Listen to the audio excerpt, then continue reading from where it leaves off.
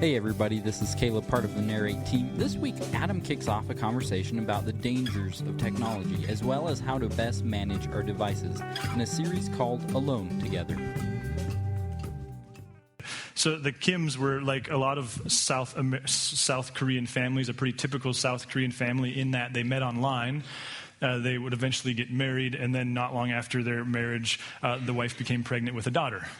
And that's about where their Cinderella story ended. And all the young parents of young kids go, just kidding. Actually, their daughter was born several weeks premature. And as I'm told is somewhat typical in that case, she cried almost continuously. It was then that the Kims went online and kind of as an effort to get a refuge from their ever-crying daughter, they went online and they adopted a virtual daughter. One day, they were at an internet cafe in South Korea, and when they returned home to their house, they returned to a tragedy. You see, while they were at the internet cafe tending to their virtual daughter, their flesh and blood daughter was still at home, and when they arrived there, she had died. Authorities would later determine that she died from dehydration and malnutrition. So you see the irony, and this is a true story, that while they were tending to their virtual relationship, the flesh and blood person in their life died. Now, I'm guessing you don't know anybody who's so distracted by technology that somebody else died, but I'm guessing you have been in a situation where someone was so distracted by their technology that felt like you had died. And furthermore, I'm guessing all of us, if we're willing to be a little introspective, can remember a time where we were the one that was so distracted that the people in our lives, the people sitting across the table from us, the people sitting in our living room, the people who we were having a meeting with, the person we were married to, felt as though they had died because you were so distracted. What we're kicking off this morning is a series that is kind of a long time coming for me. It's a couple years in the making because I've recognized for a while this tendency in myself and really wanted to study it through and really found it difficult to find people who were having this conversation and doing the research and thus informing the ability to learn and move forward.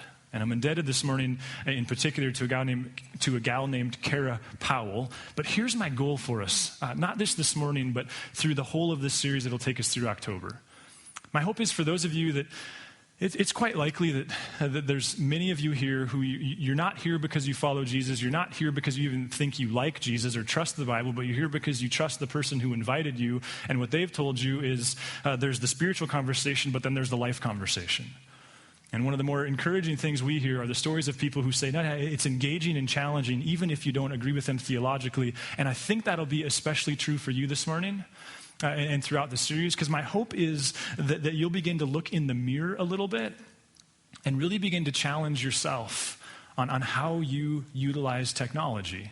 And really this morning what we're going to drill down on is this idea of presence and how effectively you practice presence with your existing environment.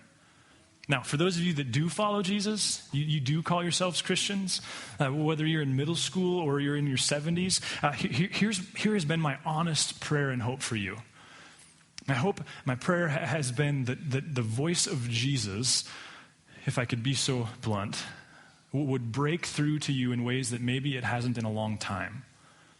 Because I think if you'll engage in this conversation, what you'll see is that very few things in your life break up the vertical interactions you have with God. Very few things break up your sense of living in God's presence more effectively, more systematically, and more frequently than does the use of technology. My hope is that Jesus' ability to talk to you about you is really heightened throughout this series. It's an incredibly difficult topic, but I think one that is equally as essential. Kara Powell, who I already referenced, she's actually a professor at Fuller Theological Seminary, one of the more widely appreciated and respected seminaries within North America. She teaches in the Youth Institute, which means that her job is to research American teens and then to unpack what she's learning about them to youth pastors, to churches, to leaders like many of ourselves, to parents and grandparents, and just to help the country as a whole and people in general understand teenagers. I heard her last spring at a conference called Q in LA, my favorite gathering every year. And she talked there about a generation of people who absolutely love their technology. Among this generation that we're speaking of, 58% of them own a desktop computer. 61% of them, on top of the desktop computer, own a laptop computer. 18% of them own a tablet or an e-reader of some sort. And yet what we all know is those don't even represent their favorite technology devices. The grand pumbaa of all of them is what? It's the cell phone. 85% of them own a cell phone. And when Kara and her staff asked them to describe with a single word how they think about their cell phone, they use words like cool and awesome, but they also use words like helpful and convenient. Now, helpful and convenient may not be words that you would expect to come productive. Those may not be words that you would expect to come from a teenager. In fact, we're not talking about teenagers. What we're talking about is a completely different generation. Yes, it's true. Teenagers are what experts call digital natives. We talked a couple summers ago about Generation IY, and the Generation IY is that second half of the Y generation, and it's as hard as it is for most of us in this room to conceive of, except for the Generation IYers. What makes them distinctly IYers is the fact that they can't remember a day where there wasn't the internet. They can't remember a day where iPads and iPhones and all those other devices, and even a few people with Androids, though they go like, when did the dinosaurs die? They can't remember a day when that wasn't a part of life. And they are natives. It is true. But what the experts tell us is that their parents, you and me, we might not be natives, but we are quick adapters, incredibly quick adapters. See, those statistics, those weren't of teens. Those were of you. Those were of the parents of teens. So yes, it's true that 83% of teens use social media. So do 77% of their parents. Yes, it's true that the average teen spends 11 hours a day looking at a screen. Now, I had a conversation with a couple of the high school guys in the booth this morning, like, 11 hours a day, you guys, can you believe that? And they're like, yeah, it seems a little high. I was like, a little high? Seems incredible to me. Yeah. Teens spend 11 hours a day, but guess what? If you're the average American, you spend 9. And probably many of you way more. I mean, even if half your job involves a computer and you just watch TV for a couple hours a night, which might not be healthy, but would be less than normal. Not to mention if when you go to the bathroom, you look at your cell phone, like you get there pretty quickly. Let's just ask that. How many of your bladders work without your cell phone in your hand? Like things would just seize up and you wouldn't know what to do anymore in the bathroom. Which is disgusting. Like, never touch another person's cell phone. It's just, I mean, how many of you have ever Lysoled your cell phone? Yeah, see, it's so bad. Point is simply this. We, as parents, can very quickly point a finger at teens for their fast texting thumbs and their kind of ever-presence to their cell phone. But the fact of the matter is, I think we need to look in the mirror a little bit. We need to look in the mirror and acknowledge a couple things. One, we all use a lot of technology. And number two, while technology is incredible in so many ways, allows us in particular to go deep and wide in a lot of relationships, it, like all good things, has a dark side. And if we're not careful, that dark side will cause us to lose our presence in the moment. It can cause us to lose connection with the moment. It can cause us to lose connection to those who we're with, those we love the most, even ourselves and God. One columnist said it this way, every time, I'm just kind of paraphrasing, but he said every time you turn to YouTube and watch hours of videos, every time you text somebody while you're having a meal with them, every time you talk on the phone while driving with a car full of kids, or with some friends. Every time you turn to TV as an escape, just admit to yourself that in that moment you are exchanging and you're allowing technology to make another world more compelling than the one you live in. I guess the challenge that I want to jump into this morning is, how frequently do you do that? How present are you? How much time can you spend in a single train of thought? There's a gal named Sherry Turkle she's a columnist for NPR, and I believe does some teaching at MIT, but it's been a while since I read the book. She wrote a book called Alone Together. which we shamelessly stole the title of because that's what we have around Narrate, is the gift of plagiarism. And she wrote a book called Alone Together. It's a pretty heady, pretty scientific book, but her overall point was simply this, that there's an irony to our culture's sense of together. Because there's a paradox, she says. One of the things she features the most in illustrating that is the airport. She says it used to be that when people went to the airport, while they waited for their flight, while they were in the hub, they were surrounded by people they didn't know, but because they were with people they didn't know, they connected with them. You talked to them. I would add that while it used to be that while you were waiting for your kid to get out of school, or while you were standing along the sidelines of their flag football practice, or while you were standing in line at Taco del Sol, the natural course of things was the small talk with the people around you. What she notes is we don't do that anymore. Like, we're together, yes, we're in a room full of people, but in fact what we do is we're alone. It's this twist. Because we're surrounded by people, but we're actually connected with our device. And thus the irony kind of flips the other way, that we feel together because we're connected via Pinterest and Facebook and a myriad other options that we have on our phone. But the fact of the matter is we're not together, we're alone. What's driving this series for me is the reality that I've observed over the last 6 months, and in particular in the last couple, some broken tendencies in myself. Like I've recognized that I don't have the ability to walk to work and think about the day and pray about the day. I don't do that anymore. I walk to work looking at Twitter because I have the sense of when I walk in the door, I can't justify doing that. And yet what I've noticed is that when I carve out some time to maybe do some praying, I might spend a third of the time that I said I was going to pray praying. The rest of the time, I'm going to be doing stuff on my phone. I've noted that when my wife is working and the boys and I are, say, in the front yard playing catch with a football, that not more than 2 or 3 minutes goes by before I look at my phone. That I interrupt those interactions with them in a way I never would with you over coffee. Like, I'm good at silencing my phone in those situations, but for whatever reason, when I'm off, I'm always interruptible. And my train of thought is always broken. My phone telling me I got a text message, my phone telling me that the Cardinals just scored, my phone telling me that the Cardinals game is going to start in an hour, my phone telling me any number of different things, or just the reality of you having one of those kind of harebrained moments like, oh yeah, I was wondering if I could buy one of those on Amazon. Oh, look, I can do it right now. I've recognized that for years I've carved out what I've called a quiet time, where I set aside this time to start my day, and I know many of you do this, to pray and to read and to study. Here would be my challenge to you. How much of that time that you tell yourself you're connecting with God and praying, do you actually do that? Like, what I've noticed is in an hour, I would spend 40 minutes of it checking email, looking at potential books to read on Amazon, doing any number of things other than connecting with God. See, what I've noticed is that there's this incredible tendency to not be present. I had this moment at 406 in August.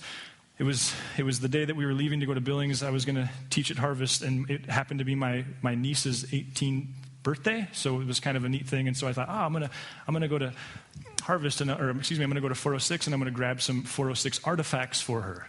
And so I walked in the door, and there were 3 people sitting at the high table that he has just when you walk in the door, and they were all eating. And I hadn't been in there in a couple months, so I didn't really know who the worker was. And by the time I got to the back of the store, she had identified herself. She stood up and walked, and she was helping me, and that was probably a 5-minute deal. And then eventually I ended up in front of the till, and I was paying her my money and all of that. And I looked over, and these 2, 18, 19-year-old, 20-year-old, I don't know, they could have been 25, they could have been 15. This is the problem I understand of getting old. I can't tell how old anybody is.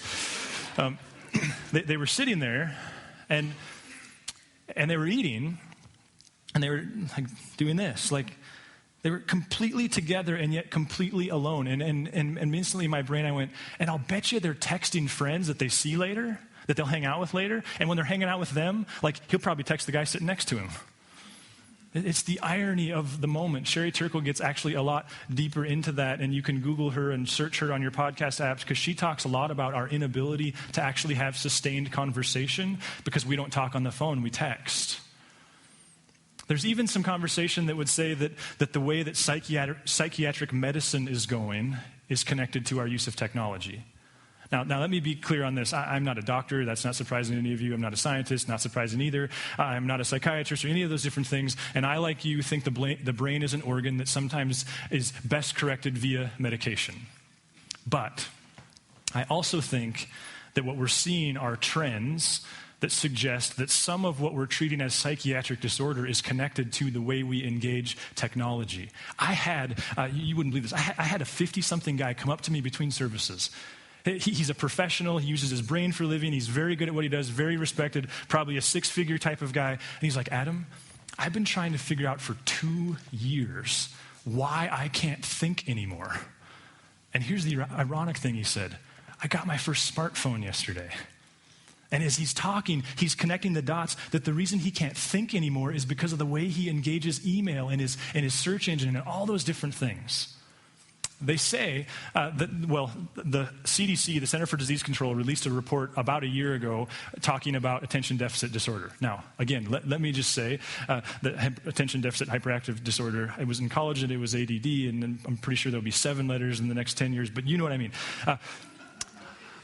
What they say is that 1 in 5 high school males is now being diagnosed with ADHD. 1 in 5. 1 in 5. You're going like, what did he say? It was 1 in 5. 11% of school-age children are diagnosed with ADHD. And if that wasn't alarming, they say that 67% of those diagnosed are medicated. Now again, I'm not suggesting that ADHD does not have a physiological cause. But guys like Edward Hallowell, who is a professor and a doctor at Harvard, he points out, Edward Hallowell, is my understanding, is one of the preeminent experts on ADHD. And even he is starting to say that what the reality is there are some things forming what he calls attention deficit traits. His point is there's things that are manifesting themselves at ADHD, but they're not ADHD, they're not physiological, they're cultural. Listen to this quote. He says, it's supposed to say like the traffic jam, attention deficit trait is an artifact of modern life. As our minds filled with noise, feckless synaptic events signifying nothing. Because only if you go to Harvard can you write a sentence like that. Feckless synaptic, you could just sit there and meditate on the brilliance of that. What is that? I can't even count how many words it is. Feckless synaptic events signify nothing. The brain gradually loses its capacity to attend fully and thoroughly to anything. You see what he's saying? The traffic jam is not biological. The traffic jam is cultural. And that what they're seeing more and more of, and it's not just among teens, it's like my 50-something professional friend, is that our ability to think is being impacted. Dr. John Townsend, one of my very favorite MDs, psychiatrists, he points out that in order for you to accomplish anything, whether that's writing a good article, or having a good date with your spouse, or passing a test in school, or making a team, or losing weight, or improving your marriage. In order for you to accomplish anything, he says, your brain must accomplish at least 2 things. 1, it has to have the ability to attend to the relevant activities that get you there. And this isn't rocket science. That in order to accomplish anything, you've got to be able to focus. You've got to be able to keep the main thing the main thing. And number 2, you got to be able to shut everything else out. You've got to eliminate distractions. I heard of one study where they via a phone call and text messaging while someone was driving, they asked them how many sides are in a triangle. Let's just say the majority of people got it wrong. Now, I don't think that's indicative of the fact that North Americans can't do math anymore. It says something about how distracting it is. And next week, we're going to talk just about multitasking. It'll make you really mad, particularly if you're a female. But we're going to go there. But just suffice it to say this, can you really have that conversation with your daughter and return your friend's text? Can you really watch the Cardinal game on Gamecast and enjoy the time with your spouse? These are the questions. Now, please don't hear me suggesting that I'm in any way anti-technology. I'm not, and I hope you know that about this place. But as one theologian pointed out, he says we are really good at asking one of 2 very important questions as it relates to technology. See, one question that needs to be asked is how will my tools, how will my technology, how will my devices help me? What do they do for me? It's a good question. It's an important question, and it's the one we default to. But as he points out, the one that we fail to ask all too often is, what does it do to me? How does it impact me? Those of you hippies, you'll remember a guy named Marshall McLuhan? Anybody? He's your era. Marshall McLuhan years ago made waves when he said the medium is the message. His point was simply, why don't people bring Bibles to church anymore? Well, because we put them on the screen. Now, we can debate whether or not that's good or bad, but the fact of the matter is the medium is the message. What if you actually gave intentional consideration to how your device changes you, how it impacts you? If we changed the size of a basketball, would we change the strategy? If we changed how a football player can and can't be hit, would we change the strategy? If we took your automobile away from you and gave you a bicycle, would it change where you lived and where you worked and what kind of food you wanted to eat? Yes. It changes things. In fact, the Apostle John, just to demonstrate what may be a trivial insertion, but I think it's important just to acknowledge, John, he said this at the end of his third letter. He says, I have much to write to you, but I do not want to do so with pen and ink. I hope to see you soon, and we'll talk face to face. Now, is John anti-writing? Well, no. But he acknowledges something that I think we struggle to acknowledge, and that is like the mechanisms, the technologies, the tools, they change things. They have an impact. Did you know that Socrates was anti the written word? Because, this is what I do in my free time is I read Socrates. When in fact I read people who read people who in the 1920s read Socrates. But nonetheless, Socrates lived at this time where there was this debate about pedagogy. Socrates, the Socratic method was that people learn best by memorization and conversation. And people were starting to suggest, no, we should learn by reading and writing. And Socrates said, no, here's what's going to happen if we do that. If we do that, then the natural recourse will be that people's ability to remember things will go away. And they'll read things and they'll think they understood it, but in fact, when someone goes, well, what was the book about? We'll go, I don't know, it's just good. Now, again, this isn't about like right or wrong, other than acknowledging it's changed things. How many phone numbers do you know? And how many did you know in 1995 when you were an 8th grader? It changes things. And if we adopt a posture that says it doesn't, well then we really go back to the most tragic turn in the entire Christian story. Now the serpent was more crafty than any of the wild animals the Lord God had made. He said to the woman, did God really say you must not eat from any tree in the garden? The woman said to the serpent, we may eat fruit from the trees in the garden, but God did say you must not eat fruit from the tree that is in the middle of the garden, and you must not touch it or you will die.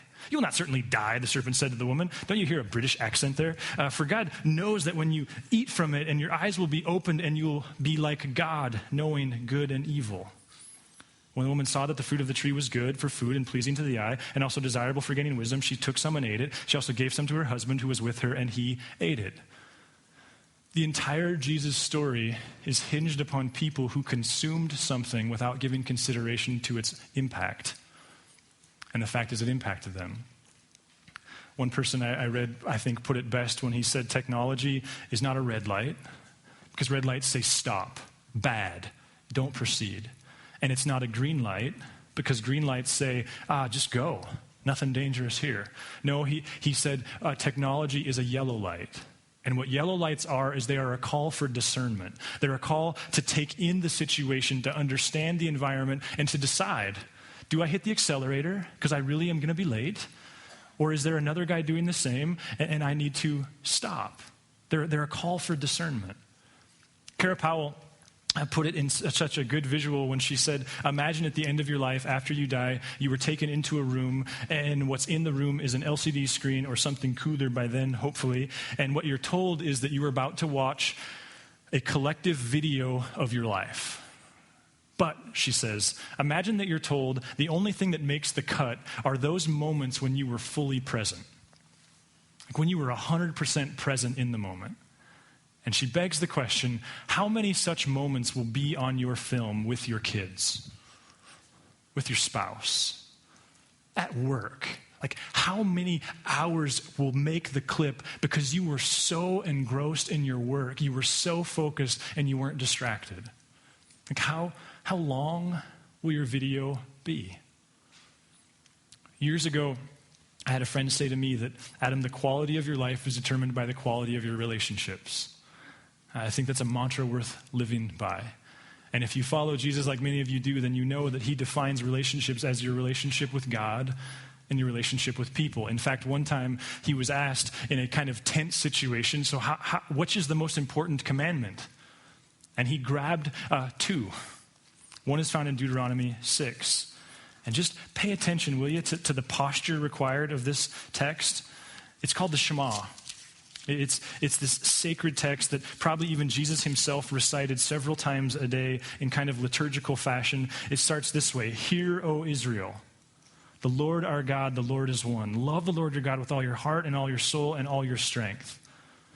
Isn't it interesting that this command to love God with everything in you starts with what? Shema Israel. Hear. Be present. Pay attention. I wonder how many moments on the film will be there where you and the Lord were really just wrapped up in conversation. You were really talking to him. You were really listening to him. I found myself this week wondering, if Moses had an iPhone and he used it the way I do, would he have even noticed the burning bush? I mean, let's just give him the benefit of the doubt that he would have put it on Instagram. I mean, that would have been a good Instagram moment, and he would have got a lot of likes. But, like, would he have caught the moment? Because, like I said, we can't even go to the bathroom or walk to work without our phone. I mean, it's like the moment, even if you're good at being present with whoever you're with, isn't it the moment that you're alone? Like, what do you want to do? Like, what did I miss in the last 46 seconds? Would he have captured it? I found myself this week thinking of what for some of you will be a familiar passage from Jesus' teaching, and just wondering if we have the permission to wrap it into a modern tense. This is: a farmer went out to sow his seed, and as he was scattering the seed, some fell along the path, and the iPhone came and ate it up. Some fell on rocky places where it did not have much soil. It sprang up quickly because the soil was shallow, but when the sun came up, the plants were scorched and they withered because they had no root. Other seed fell among the internet, which grew up and choked out the plants. So other seed fell on good soil where people were present. And it produced a crop 160 or 30 times what was sown. Who has ears to hear? Isn't that funny? Whoever has ears to hear, like whoever has time to pay attention. I'm indebted to a guy named Dan Bruner who I had in grad school, and one of the observations he made was how often the word saw, like not as in saw, but noticed, recognized, how often that shows up in Jesus' story. And that one of the ways to explain the miraculous ways that he loved people wasn't his supernatural senses, but that he used the 5 senses that we all have to work from in ways that most people don't. In fact, if you're really bored with your quiet times right now, one fun thing is just to work your way through the Gospels and notice how many times the author makes a point to point out that Jesus saw something that everyone else could have seen, but they didn't, and he did. There's a smattering of verses. I did it quickly this week. It probably took me 10 minutes, so it was anything but perfect. I counted 34 times where Jesus saw things. Here's just a few. In Matthew 9:22, Jesus turned and saw her. Like, is that just fluff? Or is it intense commentary on the way he lived? In Luke 7:13, again, I'm just kind of bulleting you with a bunch of these, and this really can make for fun study.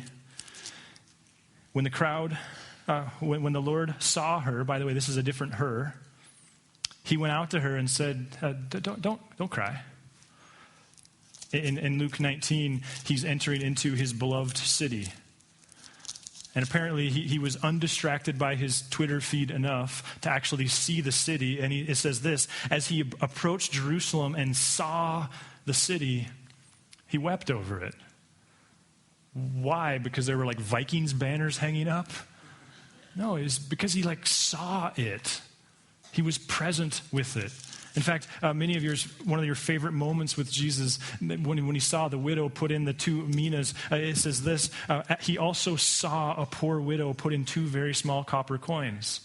He was on the middle of Hollywood Boulevard. All kinds of stimulation was going on, and yet he was present enough to notice this insignificant woman creating an insignificant moment in her life. If it's true that the quality of our lives is determined by the quality of our relationships, then could we also argue that the quality of our relationships is determined by the depth of our presence? And as people living in the 21st century who have these incredible resources available to us, could we also argue that the quality of our presence is determined by the quality and the thoroughness of our disciplines as it relates to our tools and technology? See, at least teens, they use their devices to connect to their relational core. Adults, they use them to connect to their fringes. Like we adults, we use them to connect to people that we haven't seen in years, people that we hope we don't ever see again, to impress people that we don't even like. They at least use them to connect to their friends. You know, they say in one poll that Kara did, they say 28% of teens think their parents are addicted to their cell phones. So before you tell your child they are, it's a look in the mirror. 21% of teens in this same poll said they wish their parents spent less time on their phones. I think one of the questions that is worth asking is, do you want your kid's primary image of you to be this? Or sitting in front of your screen saying, oh, hold on. This is important stuff. I got emails to answer. Now, again, please don't get me wrong. I'm not anti-technology, but I've just got a chance to take a few steps before you did, and probably some of you have been working on this. And what I've determined is I'm not willing anymore to allow technology to take away from my movie. And therefore, it's helped me establish some disciplines. It's changing the way I do things at work in particular, and I'm going to talk a lot more about that next week. We're just going to kind of delve deep into that, and at home. In fact, the most helpful thing I've done at home is when I walk in the door, I take it out of my back pocket and put it on a bookshelf. We just have a bookshelf in the middle of our dining room. I can't tell you how much that act alone, that it's not just in my pocket, always able to bug me, always able to get my attention. I can't tell you how much more effectively I watch games with my friends, how much more effectively I play catch with my kids, how much more effectively I actually engage with my wife. Like, just that act. And it's not that I don't ever look at my phone, it's that it'll be a conscious act. Like, I'll go, oh yeah, it's been a while, I'm going to go catch up. And we'll talk more about this next week. But what I find is, in 5 minutes, I can catch up on 2 hours. But if it was in my back pocket during that 2 hours, I would have spent 25 minutes doing the exact same thing. Here's my challenge to you this week.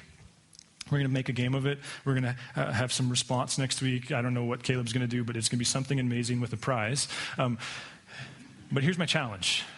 How long can you go this week without touching your cell phone, without looking at it?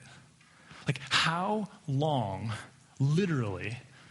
And sleep doesn't count, okay? So like those of you that, like those 4 hours or those 12 hours, like that doesn't count. Showers don't count. Well, maybe they should. I don't know. Because how long? I just challenge you this week. Like, pay attention to that. I believe that the average, they say, is 14 minutes. I just talked to a Carroll student after the first service who's studying psychiatry, and she said in the new diagnostic manual that there are now designations for internet addiction. There are detox centers for the cell phone. That there's a new brand of depression, she said, that is directly related to Facebook, because people, what they're finding is clinical depression sets in when they're accustomed to people liking a lot of things, and when the likes diminish, like people are setting into full-scale chemical depression.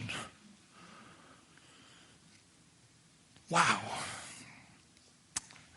In the Screw Tape Letters, what is a fascinating read, and it's something that I would highly recommend to everyone. It's written by C.S. Lewis. It's a fictional book, and what's kind of weird about it is it's actually a mentoring manual between two demons. And some of you are like, oh, okay, I'm out. That sounds freaky. But what it is it's one demon who is being mentored into make sure that his subject, which would be a person, doesn't follow Jesus. And in one instance, there's this moment where this demon Screwtape, his human, is on the verge of a 20-year breakthrough. God is about to point out something to him. He's lost in thought. He's lost in prayer in such a way that something that God's been trying to get him to acknowledge for 20 years, he's almost there. And Screwtape panics and he's freaking out and he decides, what am I going to do? And finally he says, I know, I'll put a thought in his head. I'll remind him it's almost lunchtime. And he does. And the guy thinks, oh yeah, I'm hungry. It's lunchtime. And he stands up and he walks out onto the street and the moment is gone. I wonder if for us, it would do well to consider just how often those moments are lost to the ping of a cell phone, to the thought of, oh, I could Google that, to the thought of, oh, geez, I wonder if anybody emailed me or if anyone liked my picture. I just wonder. And for those of you that God has been frustratingly distant for some time, like maybe you're a Christ follower, maybe you're someone that you feel like with full integrity that you're on a quest and it's just like there's this stone wall. My challenge to you would be like, is God not speaking, or do you have the inability to think anymore?